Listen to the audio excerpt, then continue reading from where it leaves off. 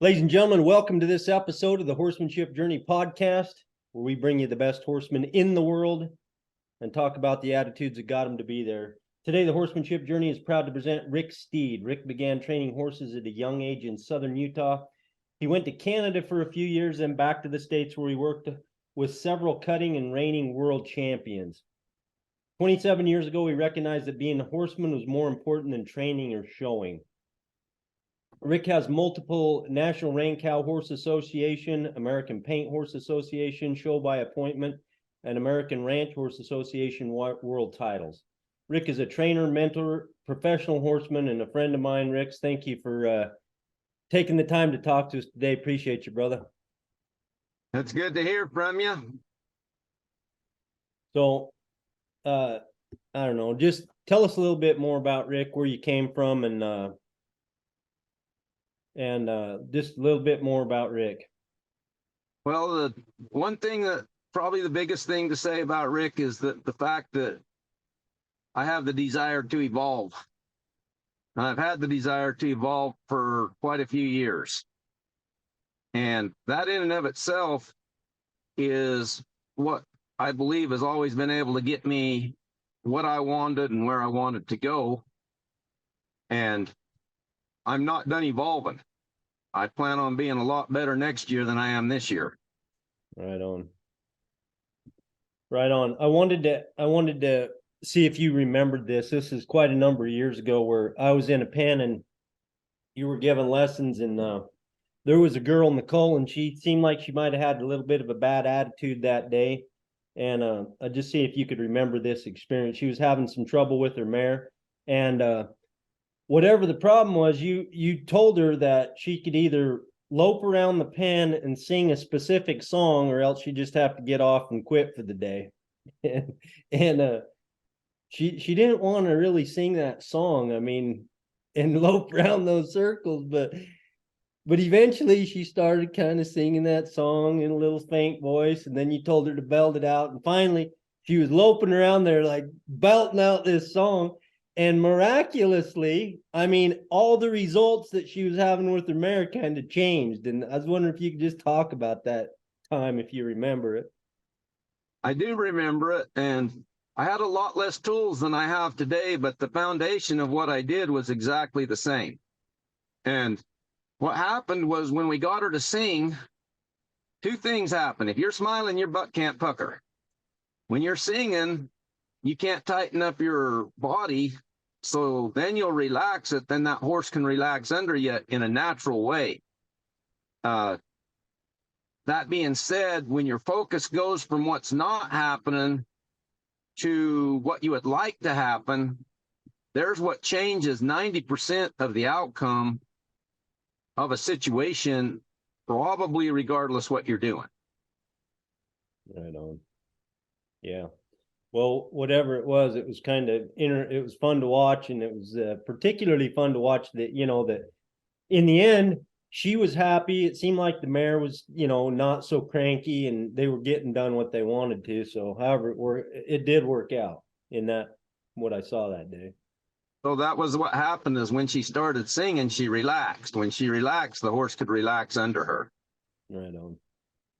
So, I mean, you've been in this game for a long time. You've given, I don't know, thousands and thousands of lessons. Who knows how many horses, different kinds of horses you've ridden, but you've been out there and you've seen the struggles that people have on a daily basis. So what are some of the most common things that you see people struggle with? Probably the biggest thing that I see people struggle with is focus. And without focus, it's very hard to achieve anything. So if I can't see it, and if I can't see what my end result wants to be, it'd be very hard for me to communicate it to myself down through my hands, through a horse's reins, my seat, to the horse actually being able to focus on a like goal.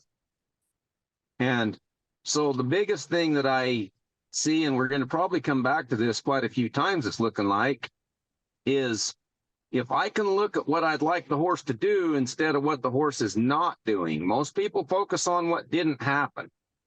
And as soon as you focus on what didn't happen, it's gonna didn't happen again. Okay. If that makes sense. So there's a lot of stuff right there. So you're saying that, well, first of all, just right there just to put your focus on, I mean, you have to realize what's not happening also, but you're saying, I mean, so give me an example like of a thought process. If you're focusing on what's happening right, but you're still not getting exactly what you want to do, then how does that go? You can't build a positive on a negative. It doesn't work. So if I can say, if I focus on what I'd like to have happen, like let's say I look at a cone and I ride to it. If what I'm focusing on is riding to it, my focus and my releases change. If I'm focusing on what the horse is doing while I'm going toward it, then my focus changes again for a less positive outcome. So if my focus is getting the horse to give me some collection, direction becomes less important. But without the direction, regardless of whether I'm getting collection or not, it's going to be less productive. So it's always direction first. And there's where I'm saying you focus on what you would like to happen, where you would like to be, and then you add pressure and release pressure till you're there. You've just barely worked a process in a positive manner as opposed to worrying about your horse not going there and getting after him and overcorrecting him left and right. He's not giving his chin now, so you're pulling on his head. Well, his hip just kicked out, so now I'm going to drive his hip under him. So you've just barely turned what could be very positive and forward into something very negative and backwards. Okay. So the focus on no matter what I'd like to get done, it has to be the focus is which comes very first. It's got to be the priority of everything I do would be the focus on what I want to achieve. Okay. So if what I hear you saying is we need to break this down for ourselves and our horses into little like priorities. It's like, what am I trying to do right now? Because really, like to go and do a maneuver or even to have a successful trail ride, there's going to be like 1,000 different pieces in this equation. But I think what you're saying is when we go about trying to communicate with our horses and like improve them and develop them, to pick one piece that's the priority right then and to work on that, and everything else that's happening is not relevant at that moment. Is that what you're saying? Yes, and the big thing is you can't have two perfect releases at the same time. Your release is how we train a horse. How we communicate with them is through release. So if I would like direction, collection, and speed, there's no way for me to communicate 3 perfect releases.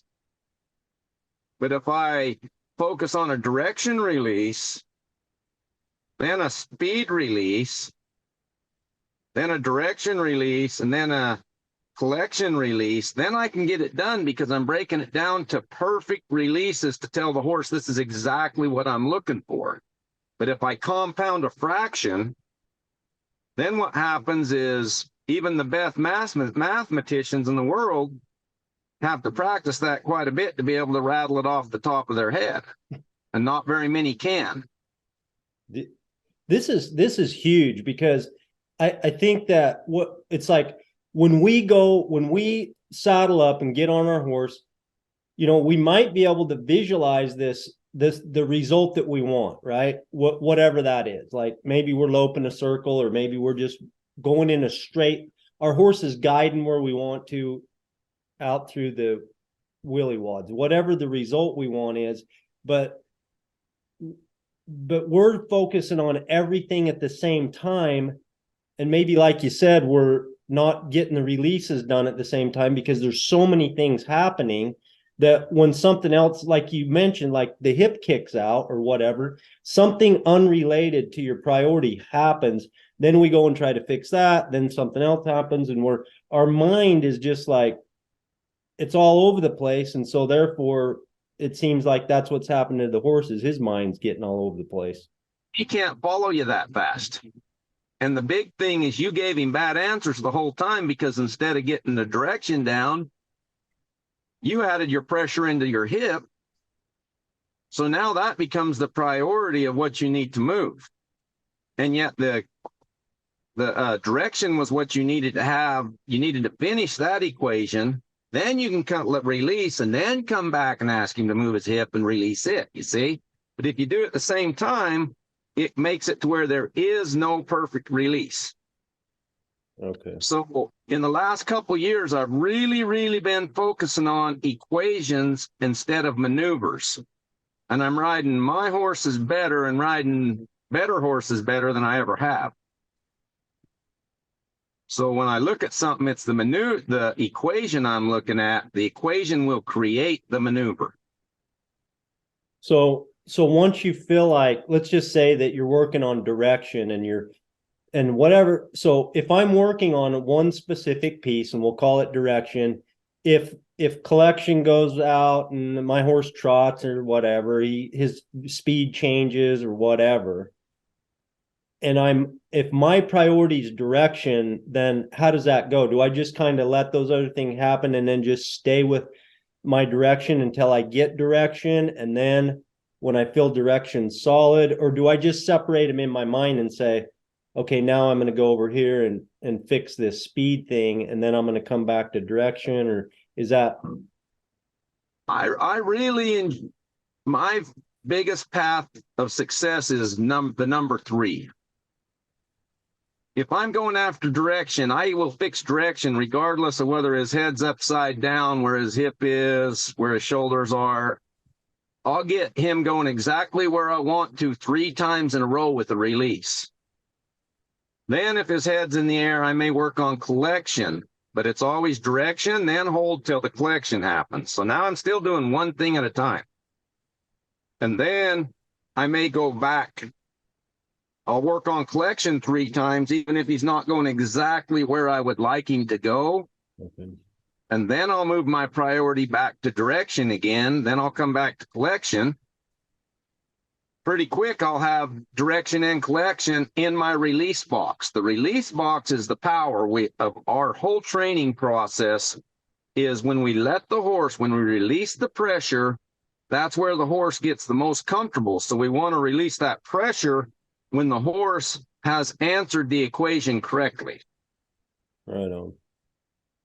This brings up another thing, Rick, and that is, I was talking to my brother John day or two ago about the idea that of really, in order to make a horse solid, to really clearly communicate this stuff, that in order to get these communications solid, to where we believe that we would call our horse having pretty good direction for what our expectation is, to make a horse, the amount of time, I don't know, if it seems like some people, their expectation, they don't really know the amount of time that it really takes to make these principles solid in their horses. And then when it's not happening fast enough, we get frustrated with the horse, with the whole thing. And then it's like, well, it just, it takes too much time, or the horse won't do it, or whatever. They just get frustrated. I think all of us get frustrated or have at some points, because really, I think, and I see that a lot of us underestimate the time on task that it really takes to build a solid horse, even when you have one that's easy to build. Do you have any thoughts on that? Brings up one of my major communication deals that I believe and talk about. We as people, to get let's say a doctor, to get to be a doctor who is confident in his job and can do it at the drop of the hat, and has the knowledge and everything, he goes to at least 28 years of school. By the time he goes from starting grade school till he's graduated and he's a licensed doctor. Well, we take these horses and we're putting them through college to the top of their game in 3 years, which makes us seem like we're probably not that bright. And you'll get a lot of people who want to call it a dumb horse, or he can't understand this. Well, maybe it's we can't teach him. If we would look at maybe being consistent in the way we teach him, then maybe if 4 times 4 would be 16 every single time, he might know that answer. But if it floats from 12 to 10 to 9, there's never a chance of him hanging on to that answer 100% of the time. Right on. So my deal is that if you're going to take and train a horse, you stay consistent in the equations you're giving him. Make sure that math never changes. He can learn math as good or better than we can. Then when you fire an equation at him, what's 4 times 4? He just says 16. What's 3 times 3? 9, you see? Yep. And there's where you get, regardless of the amount of time it takes, there is where you get that horse we call finished, the horse we say can excel at the highest levels. And it takes him less time to do it. The more we put the responsibility on ourselves to ask him the same every time, it shortens his trip up by years. Awesome. So along the lines of this is people, a lot of times they when you get frustrated because we're not getting the results, it's like, well, it's the horse. Or I mean, changing horses is a hard decision. Sometimes people look at it and they're like, I'm in this thing and I'm in it 100%. And then it's like, well, maybe that's a good decision and maybe it's not. Maybe that horse, when we say, oh, that horse might not be good for you, or this isn't a good fit, or, or is it that the horses sometimes, because horses don't all have the same learning ability. So we have to determine if is it worth the time to make this a good fit? Or is this horse going to get me hurt? Or am I just not putting the time in? I mean, there's so many things to consider. I mean, would you just go to your trainer and say, help me out here? Because, I mean, seriously, you just look at, some people are just resigned. I've seen, that they're going to keep their horse, but they're not going to ride it again because something happened and whatever, or when people don't get the results. And so I guess I'm asking you, when it comes time to make those decisions, how do you go about knowing really truly what the answer is? Because some of us don't have the experience that you have and a lot of people have to know. Well, the big thing is there's where your personal battle comes into the deal, okay? Most of the time when you have a horse problem, people might not like to hear this, but I'm still going to say it. It's not a horse problem. It's an internal problem. It's an internal something you've dealt with in the past that keeps coming up to the surface and it keeps biting you. Well, the horse is biting you because you're responding in a certain way. Who cares why? But a lot of times, if our ability to change ourselves, we're going to change that horse. But as long as we want to hang on to who we are and keep our baggage and not change who we are and work through it, then it'll never be a good fit, because every time that it bites, it's going to remind you of your ex, let's suppose. Okay, every time this little thing happens, it reminds me of something my ex did, and I'm pissed off again about it, And I think there's where your biggest thing comes in. So when I get a horse and a person who have had years of baggage, that vicious circle is very alive. And is it robbing them of the joy of even having a horse? And if it is, at that point there, I tell them, well, maybe maybe you want to do something a little different. Maybe we ought to start over on a clean slate, kind of like getting a divorce. Maybe there's so much water under the bridge that we're not going to recover from it with any kind of positive thing, and to hang on to it will just create us misery and discontent. So why would we do it at that point? Yeah. Yeah, those are hard decisions for people. And maybe it's also hard. I guess what you're saying is a lot of these, we have to take a hard look, whether it's been years or short. I mean, horses can pick up bad habits, I think, pretty dang quick. And I mean, just to have the willingness to be able to change and then to make the decision if there really is too much damage, that it's just going to be too much to go through and too much time and too much effort and too much, and then what is the end result going to be anyway, to be able to, start over again. And then if we start over again, are we going to create the same problem because we're not committed to do things different, right? There's where our big problem comes in, is when we start over again, we're not willing to do something different to change the outcome. Okay? We're wanting them to magically comply, but yet we want to still be the same ass we were yesterday. And I can imagine that that's not going to work out any better the second round. Do you find out that a lot of this is like unintentional? Just like people really just don't even know what they're creating a lot of the time? I think it's all unintentional until you know better. When you know better, it's not unintentional. Up to that, you're doing the best you can. And that's all anybody can do at any level, is the best they can. Yeah. We were put here with a erase or novella knowledge to where we got to learn it, why we were here. And until we've learned something, we don't know better. Now, once we know it, then we go ahead and go back the other way. Now we're acting out of. There's where I think it changes from ignorance to stupidity. Yeah. Yeah. Well, when could you want to just like give one example of, just to be more specific so people can really kind of follow what you're talking about? Just like give an example of something that we might have created that might, like give an example of this for somebody who might be listening who's not quite tracking with you. Okay. I had a horse when I was a kid. I guess I was I was under 18. I had a horse rear over backwards on me and it crippled me.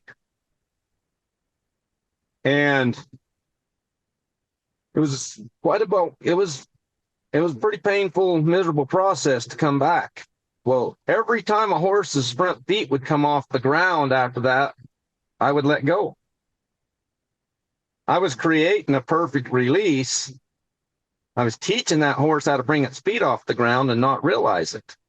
Well, what happened with me was my brain triggered in a spot that it said, oh, you're in trouble. So I would go to save myself. Instead of create a different answer, I'd go to save myself and I'd release that head, which would turn it into a perfect release, which would take the horse and tell him this is exactly what he's looking for, because they learn from release. Well, it was a year and a half before I could consistently pull a left or a right rein and bring his feet back to the ground and let go of him when he was on the ground. Then my rearing problem went away. Then my baggage of a horse rearing went away. But it had a new answer. It couldn't come with the old answer of where the wreck had happened. And had I not had the commitment to ride through that, I'd probably still have a rearing problem with my horses. Right on. Appreciate that. Yeah. So we're a little bit low on time, but I just wanted to ask you one more question, and that is about fear. When you talked about having this wreck, and a lot of us have wrecks, big wrecks, little wrecks. I mean, if you've ridden, you've had a wreck. And so if you've ridden much. So when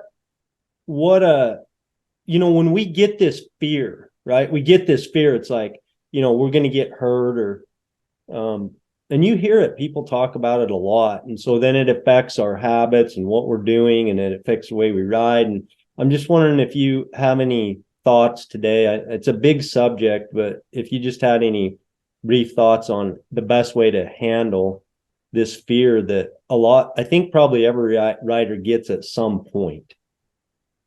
Well, the exact opposite of fear in the universe is knowledge. And without knowledge, you can't conquer fear. Fear is what may happen.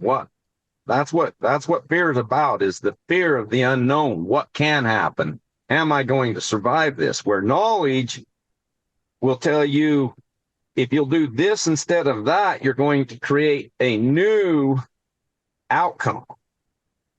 So the knowledge, and there's where people like I come in, and somebody will come in afraid. We teach them through time that if they'll do this, let's just use my example for the story I told for an example. If instead of letting go of that bridle rein when his front feet come off the ground, you'll let go of it, you'll pull just one bridle rein and let go when his feet hit the ground to the left or the right, that knowledge of how to do that is what's going to create the lack, that's going to take away the fear, because now they have something to go to that they can focus on. And again, here's this word where you come and focus on it. Then you can go ahead and create an action. The action and release is going to create a new answer for you and your horse. So to overcome fear, you've got to get knowledge. Right on. And the knowledge you got to get has to be something that works. And a lot of times searching through that yourself can be fairly difficult, because your fear is still biting you so deep that you even think outside of the fear box and try to go to a knowledge box is something that's really unattainable. Yeah, right on. Well, that's some knowledge right there. We appreciate that.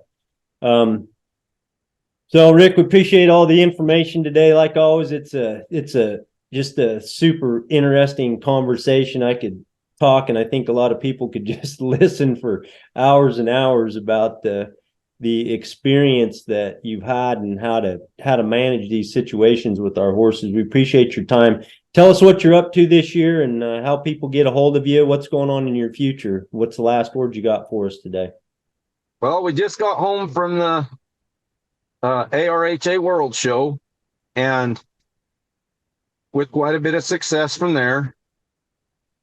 We ended up winning the senior all-around high point world championship on one horse, and I showed my other horse in one class, and he ended up winning it. So that was good. And the two children that I packed with me, both of them, one of them won 2 reserve world titles, and the other one won a world title, a reserve world title, and about 10 top 10s.